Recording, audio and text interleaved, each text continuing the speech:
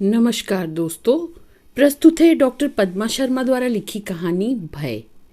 दिल है छोटा सा, छोटी सी आशा। गाने के साथ मोबाइल की रिंगटोन बजी तो पारुल ने बैग से मोबाइल निकालकर स्क्रीन पर नजर डाली। स्क्रीन पर घर लिखा आ रहा था। काले से हॉस्टल पहुंचकर शाम 7 बजे वह घर पर मम्मी पापा से बात करती थी और दिन भर का घटनाक्रम सुनाती। उसने मोबाइल में समय देखा। अभी तो दिन का 1 ही बजा है। अप्रत्याशित समय फोन आने से वह चिंता में पड़ गई। उसकी धड़कनें तेज हो गईं। उसने कॉल रिसीव करते हुए कहा, हेलो। उधर मम्मी की घबराई हुई आवाज आई, पारुल तू जल्दी घर आ जा। उसने जल्दी से कहा, क्या बात है मम्मी, इतनी घबरा क्यों रही हो?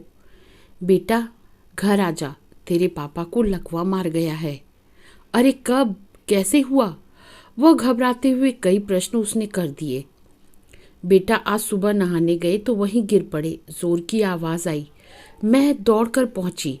वो तो बाथरूम की कुंडी खराब है सो दरवाज़ा खुला हुआ था, नहीं तो बहुत दिक्कत हो जाती।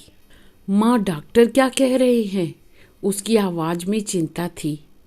डॉक्टर को दिखा दिया है, कल बड़े अस्पताल में भर्ती करने के लिए कहा है उन्होंने। तू आ जा, तेरी ज़रूरत है। माँ के स्वर में चिंता झलक रही थी। हाँ ठीक है, मैं निकलती हूँ। शाम को 4 बजे वाली बस मिल जाएगी, 7 बजे तक पहुँच जाऊंगी। बेटियाँ बहुत संवेदनशील होती हैं। उनका झुकाव पिता के प्रति कुछ अधिक ही होता है। उसने अपना बैग उठाया और तेज कदमों से हॉस्टल की ओर चल दी। रास्ते में वह सोच रही थी कि अच्छा हुआ लंच का समय चल रहा था। कक्षा के बाहर आकर उसने मोबाइल को साइलेंट मोड से हटा दिया। 2 बजे से फिर कक्षाएं लगती तो 5 बजे तक मोबाइल बंद रहता। 5 बजे के बाद बस भी न मिल पाती। यहाँ हॉस्टल के एक कमरे में 2 लड़कियां रहती हैं। उसके साथ उसके पास के गांव की लड़की उसकी सहसाथी है। उसने कमरे में आकर अपना बैग जमाया, अपनी मेज और अलमारी को व्यवस्थित किया। कमरे में ताला लगाकर वह तेज कदमों से हॉस्टल की वार्डन के पास गई और सूचना देकर बाहर सड़क पर आ गई। उसके पैरों में कंपन था। हर बार घर जाते समय एक उत्कंठा और खुशी मन में रहती थी।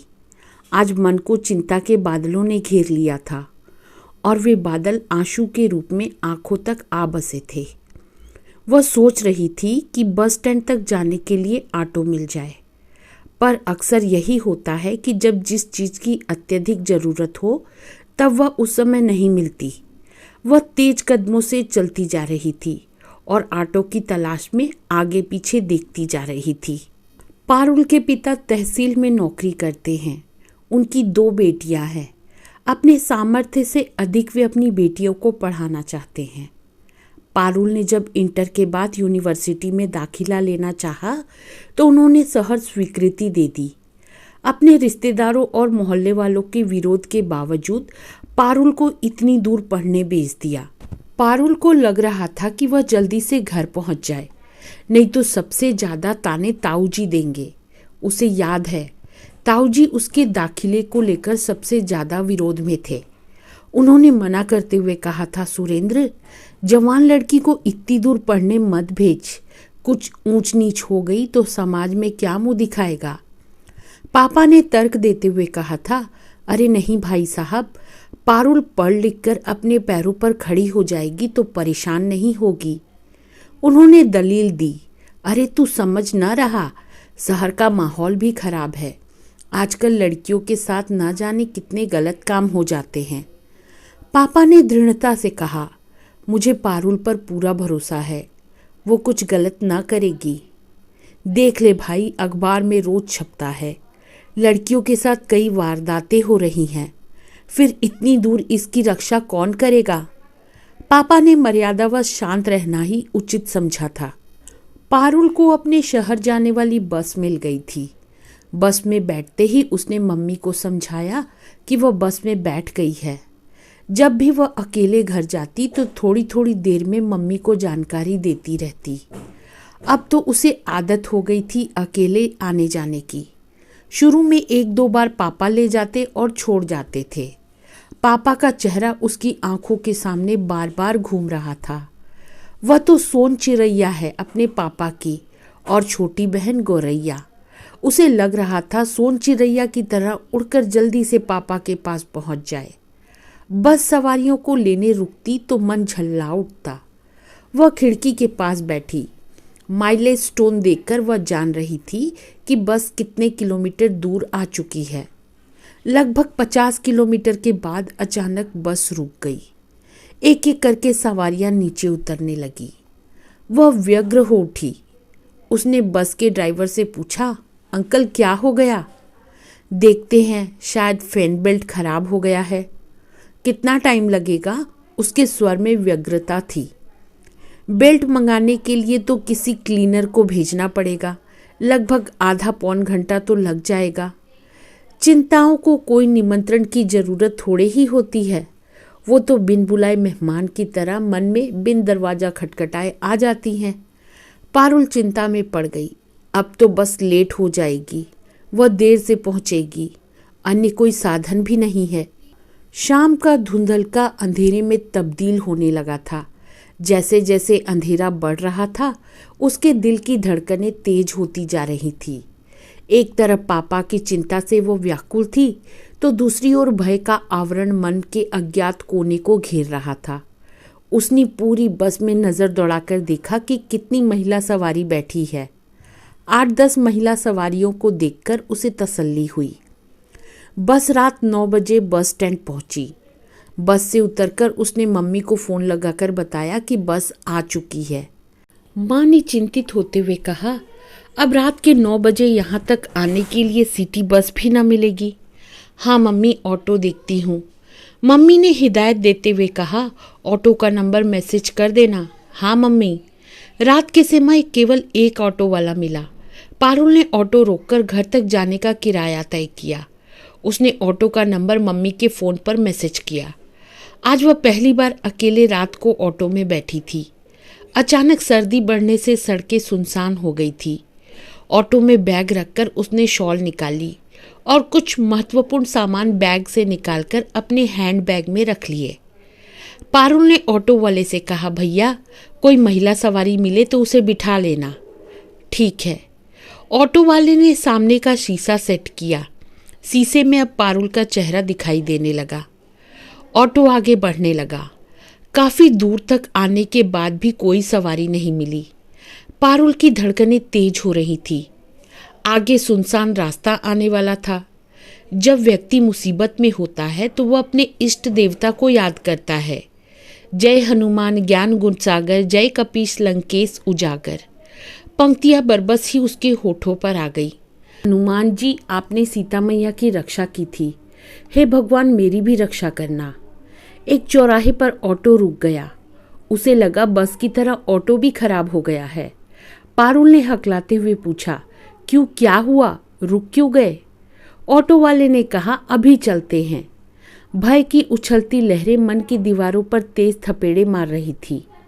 ऑटो वाले ने मोबाइल निकाला और कुछ देखने लगा। फिर एक फ़ोन लगाया। दूसरी तरफ की आवाज़ पारुल को सुनाई नहीं दी। ऑटो वाला बोला, ऐसा करो तुम आ जाओ। उधर की आवाज़ नहीं आई। ऑटो वाला आगे बोला, मैं अभी रॉयल चौराहे पर हूँ। उसने किसी प्रश्न का उत्तर देते हुए कहा, हाँ, और किसी बात का उत्तर देते हुए कहा, मैं इंतज़ार कर रहा हूँ। पारुल को लग रहा था कि वह अपने किसी साथी को बुला रहा है। पता भी बता दिया कि कहाँ खड़ा है। उसके साथी ने पूछा होगा कि कोई लड़की सवारी है क्या, तो इसने हाँ कह दिया है। पारुल के मन में टीवी पर प्रसारित कई खबरें साक्षात हो उठी। समाचार पत्रों में प्रकाशित नकारात्मक समाचार दिमाग में उथल पुथल मचाने लगे। उसने फिर से आग्रह किया, चलो भैया। ऑटो वाला उसे समझाते हुए बोला, हाँ, अभी कोई आ रहा है, फिर चलते हैं, बस 5 मिनट और। हालांकि वह पारुल से बड़ी आत्मीयता से बात कर रहा था, पर यह आत्मीयता के पीछे पता नहीं कौन सी भावना छिपी है। वह मोबाइल खोलकर फिर से देखने लगा। पारुल को लग रहा था कि जरूर वह कोई आपत्तिजनक साइट देख रहा होगा। उसने बैग में रखी पुड़िया हाथ में कसकर पकड़ ली। उस पुड़िया में वह लाल मिर्च का पाउडर रखकर लाई थी।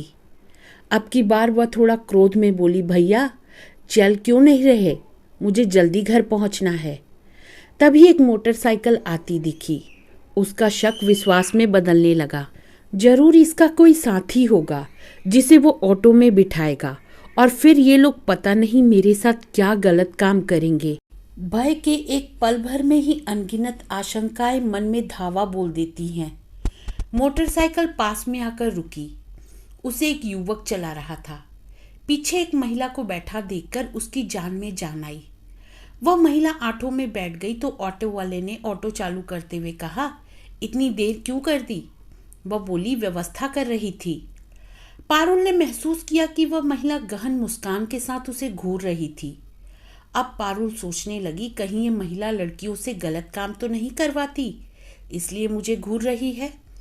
आजकल लोग गलत कामों में महिलाओं का सहारा लेने लगे हैं। उसने खुद को ढांढस बंधाया। डर पर काबू करते हुए सोचने लगी, मैं अबला नहीं सबला हूं। कॉलेज में आत्मरक्षा के जो गुर सीखे थे आज काम आएंगे। हिम्मत ही मेरी ताकत है, स्लोगन वह बार बार दोहराने लगी। वह सतर्क होकर रास्ते पर नजर रख रही थी कि कहीं वो ऑटो किसी गलत दिशा में न ले जाए। बीच बीच में वह अंदर बैठी महिला पर भी नजर रखती थी कि कहीं वो उसे कुछ सूंघाकर बेहोश न कर दे। अपने भय को दूर करने के लिए वह मम्मी से फोन पर बात करने लगी। जब ऑटो उसके घर की गली में मुड़ा तब उसने चैन की सांस ली। उसने पूछा, आंटी कहाँ तक जाएंगी? ऑटो वाला बोला, तुम डर रही थी इसलिए मैंने अपनी पत्नी को बुलवा लिया था। रात को अकेली लड़की घर आती है तो मोहल्ले के लोग बातें बनाते हैं। पारुल आश्चर्यचकित रह गई कि वह न जाने क्या क्या सोच रही थी और ये तो भला आदमी है। वह फिर से बोला, रात में जब भी मैं किसी अकेली महिला की सवारी लेता हूँ तो अपनी बेटी, बहन और पत्नी का फोटो देख लेता हूँ। देखो मोबाइल में इनके फोटो डाल रखे हैं। पारुल का सिर शर्म से झुक गया। घर के सामने ऑटो रुका तो उसने बैग में से रुपए निकालकर उसे दिए। तब तक मम्मी बाहर आ गई थी। पारुल ने मम्मी को उन लोगों से मिलवाया। मम्मी ने उन लोगों को अंदर आने का आग्रह भी किया पर वे रुके नहीं। ऑटो स्टार्ट होते ही पारुल ने देखा कई घरों की खिड़कियां जो ऑटो आने पर खुल गई थी वे अब बंद हो रही थी। तो दोस्तों, मुझे उम्मीद है आपको यह कहानी पसंद आई होगी। अब मिलती हूँ अगली कहानी के साथ, तब तक के लिए अलविदा।